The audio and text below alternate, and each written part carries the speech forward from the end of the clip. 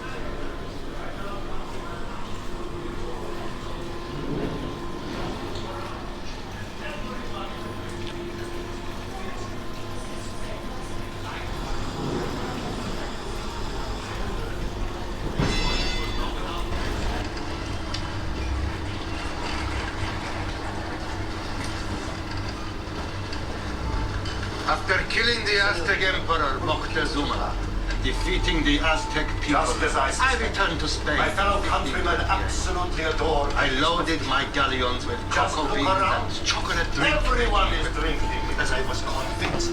Is this the same recipe originally enjoyed by the Aztecs? We have changed the recipe by replacing the chili pepper and by adding other spices. Cinnamon, nutmeg, and by adding sugar. We kept chocolate a closely guarded secret for over 100 years, until the daughter of King Philip. And this is my shop. I first established my business in 1824. My father, which is Father Cadbury, owned a monthly Birmingham was a fine place to live, with plenty of business opportunities. We soon made many friends, and my father became a prominent member of the local Quaker community. Because of our religious beliefs, Quakers were considered to be non-conformist. This prevented us to set up my business in 1824 to trade tea and coffee. I also sold cocoa nibs I prepared myself, chocolate and coffee beans. These drinks were considered as wholesome alternatives to alcohol, which we as Quakers strongly disapproved. In my spare time, I experimented with preparations of cocoa beans and chocolate, which I could sell in the shop. Soon I had to rent a warehouse in nearby Crooked Lane, where I could manufacture these products on a larger scale. At first, it was very difficult, because I had to pay high taxes on the cocoa beans. And then, on top of all that, I had to move out of Crooked Lane and into another factory, here, in Bridge Street. That's when my brother Benjamin joined me, and together we formed Cadbury Brothers. With more space, we could now prepare a cocoa powder and an eating chocolate that could be packed and sold. Soon after, my eldest son, Richard, joined the company. Having Richard with us made all the difference. He saw to it that the quality of our cocoa improved, introduced new products, and even opened a shop in London. Our efforts were rewarded when we received our first royal warrant from Queen Victoria. That was when my younger son, George, joined us. George introduced many benefits for the workforce, such as half-day holidays, a sick club, and many improvements in the factory. And Richard, your new designs for our packaging were a huge success. Well, we had to try something different, just to get ourselves recognized, Father, as we were still a small company. Our aim was to manufacture only the highest quality cocoa and chocolate. I know, and I can tell you some stories of less scrupulous producers who added brick dust to that cocoa. Ours was still gritty, but we only added sugar to take away the bitter taste and starch to absorb the fat. However, George had heard of a new kind of cocoa press. He went to Holland in 1866, saw the press being used and brought one back. The Van Houten Press. Oh yes, Father. You see, because we could extract more of the cocoa butter, there was no need for more additives. Not only was our cocoa essence more palatable, but also output increased. The Bridge Street factory was now too small to cope, and we had to expand somewhere else.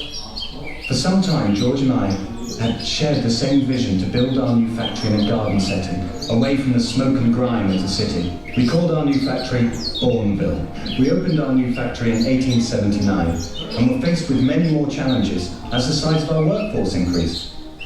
As the company prospered, we introduced bonuses, such as payment for output and punctuality, a 5.5-day week, pension schemes, works committees, training, and many other benefits. I sent my son George to Switzerland to find out how chocolate was made, using fresh milk. Soon after, Cadbury were able to manufacture chocolate with a much higher milk content that rivaled even the best Swiss products. That was when we launched our most important new brand. We called it Cadbury's Dairy Milk. It became so popular with its distinctive taste that sales exceeded all our best expectations. And within a short while, it had become our best-selling chocolate. In 1919, we merged with Fry, and the company went from strength to strength. And so we have seen that big things have their roots in the smallest beginnings. Once each pod has been cut, it is cut open, so that all of the beans and sticky pulp can be scooped out to be fermented in a heap and then dried in the hot sun until they've turned a rich brown colour. Once the beans are dried, they are tested for their quality before being loaded onto a cargo ship to be transported to England. They are then taken to our factory in Chirk for processing. Now, first the beans must be sorted and physically cleaned to remove any stones, dust and smoke. The raw cocoa beans are now pasteurized using very hot steam. The clean cocoa beans are now taken to be roasted in revolving tubular gas-fired ovens. The beans are then cooled and are ready to have their shells removed through a process called winnowing. This is done by passing the fruit.